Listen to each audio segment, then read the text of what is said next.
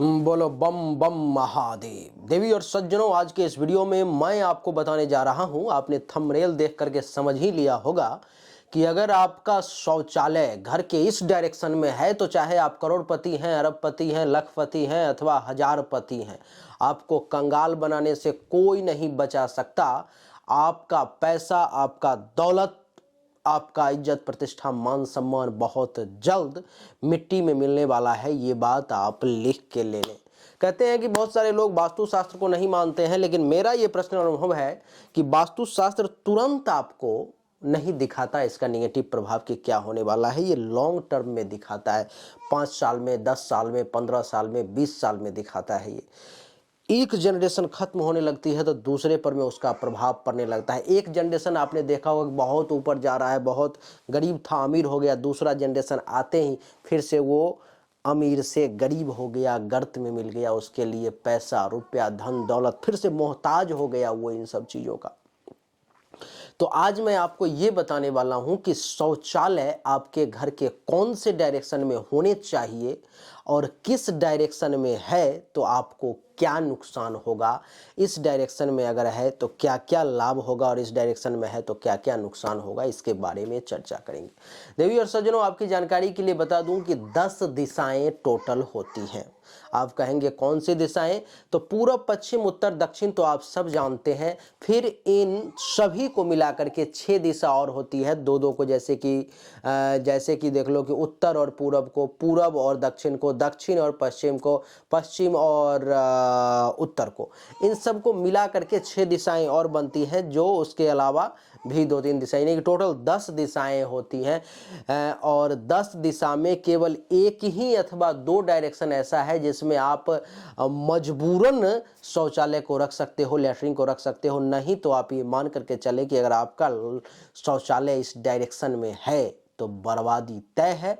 वक्त लग सकता है 2 साल, 4 साल, 5 साल, 6 साल, 10 साल, लेकिन बर्बादी निश्चित तौर पर में होगी और आपकी आंखों के सामने में होगी। आप स्वयं देखेंगे, आपके जनरेशन के लोग ही इस बर्बादी को देखेंगे। और मेरे पास तो जब मिलोगे तो मैं तो कई एग्जाम्पल दिखवा दूंगा। अभी तक की इतनी उम्र में कितने मकान को तुड़वा दिया हमने और उसकी जिंदगी को बचा लिया हमने, आपको एग्जाम्पल दिखा दूंगा अगर आप देखना चाहें तो सबसे पहला जो डायरेक्शन होता है देवी और सज्जनों, वो होता है ईशान कोण। ईशान कोण देवी और सज्जनों, पूरब और उत्तर के दिशा दोनों का जो कॉर्नर होता है उसको ईशान कोण कहते हैं। ईशान कोण देवताओं का स्थान होता है। इस दिशा के स्वामी भगवान शिव होते हैं देवी और सज्जनों, और इस दिशा के ग्रह स्वामी भगवान बृहस्पति होते हैं।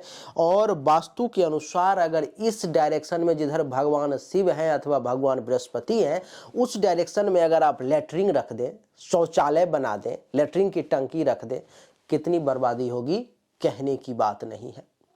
ईशान कोण देवी और सज्जनों आपके लिए पूजा का सबसे सर्वश्रेष्ठ स्थान होता है। इस दिशा में लैट्रिन, शौचालय रखना, सीट बैठाना, टंकी रखना लैट्रिन का, ये सब अपने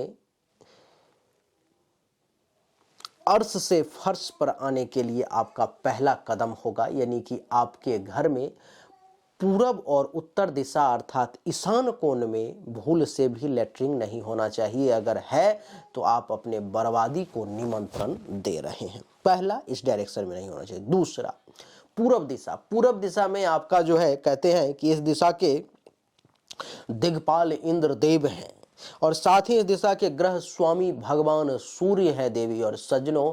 और इंद्र देव और सूर्य, ग्रह के राजा सूर्य, देवताओं के राजा इंद्र, इस दिशा में अगर आप लैट्रिन रख दें तो कहने की बात नहीं है कि इंद्र आपको कहां तक बर्बाद कर सकते हैं, भगवान सूर्य आपके जीवन को कहां तक तबाह कर सकते हैं, इसमें समझाने की मुझे जरूरत नहीं महसूस हो रही है। इस दिशा में जो है सो कहते हैं कि पितर का वास भी होता है देवी और सज्जनों, और इस कारण से इस दिशा को हमेशा वास्तु के अनुसार खुला रखना चाहिए। इस दिशा में भूल करके भी और क्या क्या होना चाहिए इसके बारे में तो दूसरे वीडियो में बात करूंगा, लेकिन इसमें सिर्फ शौचालय के बारे में बात कर रहा हूं और उसके निगेटिव पॉइंट्स बता रहा हूं कि इस डायरेक्शन में होने पर में क्यों नहीं होना चाहिए। तीसरा दिशा है हमारा वायव्य कोण। उत्तर और पश्चिम के मध्य का स्थान जो होता है उसको वायव्य कोण कहते हैं। और इस दिशा के स्वामी है वायु देवता देवी और सज्जनों, और ग्रह स्वामी है चंद्रमा। जिधर वायु देवता है और जिधर चंद्रमा है उनके जगह पर अगर आप लेटरिन रख दो, पैखाना रख दो, कहने की बात नहीं है कि आपकी कितनी बर्बादी होगी।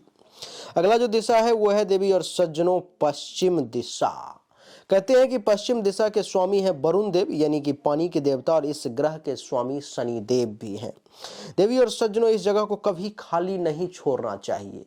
इसलिए आपका वैसे सिर्फ पश्चिम दिशा भी आपके लेटरिन का दिशा नहीं है, नहीं तो ये भी आपके बर्बादी का संकेत हो सकता है। इसीलिए पश्चिम दिशा, सिर्फ पश्चिम दिशा में भी लेटरिन नहीं रखना है। देवी और सज्जनों अगला जो दिशा है हमारा वो है उत्तर दिशा। उत्तर दिशा, उत्तर दिशा, उत्तर दिशा के स्वामी भगवान धन्वंतरी को कहा गया है, जो आरोग्य, आयुर्वेद, कहते हैं कि हेल्थ इज वेल्थ, हमारे जो सबसे बड़ा जो वेल्थ है हमारा शरीर, उसके देवता हैं देवी और सज्जनों। और इस डायरेक्शन का जो स्वामी है वो बुध देवता है। तो जिधर धनवंतरी रहें और बुध रहें उधर भी आप लेटरिन रख दो, शौचालय रख दो, पैखाना रख दो, कितनी बर्बादी होगी, किस किस मामले में होगी आप स्वयं समझ रहे हो। किस किस मामले में होगी इस पर मैं थोड़ा सा बाद में चर्चा करता हूं। देवी और सज्जनों अगर अग्निकोण, आग्नेय कोण जिसको कहते हैं, आग्नेय कोण इसके नाम से ही समझ आता है कि इसके देवता हैं अग्नि देवता। और देवी और सज्जनों ग्रह जो हैं इनके, इसके शुक्र देव हैं। अग्निकोण में अगर लेटरिन हो जाए तो घर में आग लगने की विशेष संभावना रहेगी। पेट से संबंधित, अग्नि से संबंधित बीमारी घर में विभिन्न प्रकार की उत्पन्न होगी। और शुक्र जो है सो सुख के कारक है, इसलिए जमीन, मकान, गाड़ी, घोड़ा, बंगला, अचल संपत्ति, भौतिक सुख की कमी आपको घर में नजर आएगी, यानी कि बर्बादी तय है। उसके बाद जो दिशा है वो है दक्षिण दिशा। देवी और सज्जनों दक्षिण दिशा के देवता हैं यमराज, और वहीं ग्रह स्वामी है मंगल देवता। इस दिशा को भी भारी रखना चाहिए, भारी रखना चाहिए। इस दिशा में भारी निर्माण और भारी सामान रखना बहुत ही शुभ माना जाता है। देवी और सज्जनों अगला जो दिशा है, जो लेटरिन के लिए मूल दिशा है, वो है नैऋत्य कोण। नैऋत्य कोण का अर्थ है कि दक्षिण और पश्चिम का दिशा, यानी कि सिर्फ दक्षिण भी नहीं और सिर्फ पश्चिम भी नहीं। अब दक्षिण दिशा है तो आपने पूरे दक्षिण के बीच में, जैसे कि मान लो कि ये आपका घर है और आपने इस घर का ये जो है सो पश्चिम दिशा है, ये समझ लो कि पश्चिम दिशा है और ये दक्षिण दिशा है, तो आप इसके बीच में यहाँ पर में अगर लेटरिन रख दोगे तो ये भी आपके बर्बादी का कारण होगा। अगर आप पश्चिम में यहाँ पर में रख दोगे बीच में तो ये भी आपके बर्बादी का कारण होगा। आपको रखना कहाँ है, तो लेटरिन यहाँ पर में, यानी कि ये जो कॉर्नर है दक्षिण और पश्चिम का, यहाँ पर में थोड़ा सा जगह छोड़ करके यहाँ पर में आपको बनाना है। और इसे आप जगह ले करके भी बना सकते हो, क्योंकि इस जगह को दबाना है, इस जगह को भारी रखना है। इस जगह के स्वामी हैं राहु और केतु देवता। देवी और सज्जनों नैऋत्य कोण के नैऋत्य देव ग्रह स्वामी राहु और केतु हैं और देवता नैऋत्य देव ही हैं।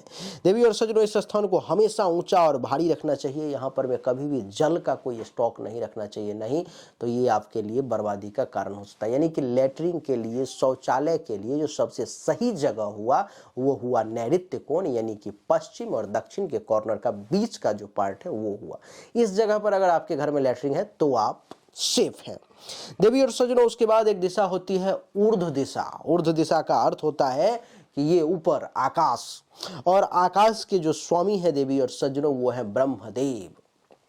तो इस दिशा में तो लेटरिन हो ही नहीं सकती। और दूसरा दिशा है पाताल दिशा, यानी कि अधो दिशा। पाताल देव के स्वामी जो है सो नाग देवता होते हैं। तो कहते हैं कि ऊपर और नीचे, यानी कि ये जो हुआ डायरेक्शन इसमें भी नहीं होना चाहिए। नीचे यानी कि बीच, घर के बीच में आपने लेटरिन डाल दी, ये बिल्कुल गलत हुआ। तो 10 दिशा में जो सबसे मूल जगह हुआ लेटरिन का वो हुआ दक्षिण और पश्चिम का जो कॉर्नर हुआ नैऋत्य कोण। इसको भारी रखना चाहिए। इस डायरेक्शन में अगर आपके घर में लेटरिन है लेटरिन की टंकी है, शौचालय है, तो आप सेफ हैं, आप बढ़िया हैं। इसको दबा के रखिए, भारी रखिए। सीढ़ी बना दो आप इस कॉर्नर में, और भारी हो जाएगा। शौचालय रखो इस कॉर्नर में, और भारी रहेगा। टंकी रहेगा और भारी रहेगा, आपके लिए बढ़िया रहेगा देवी और सज्जनों। इसके अलावा किसी भी डायरेक्शन में अगर है तो जो जिस स्थान के देवता हैं, जिनके हाथ में जो पावर है, वो उस मामले में आपको नुकसान करेंगे।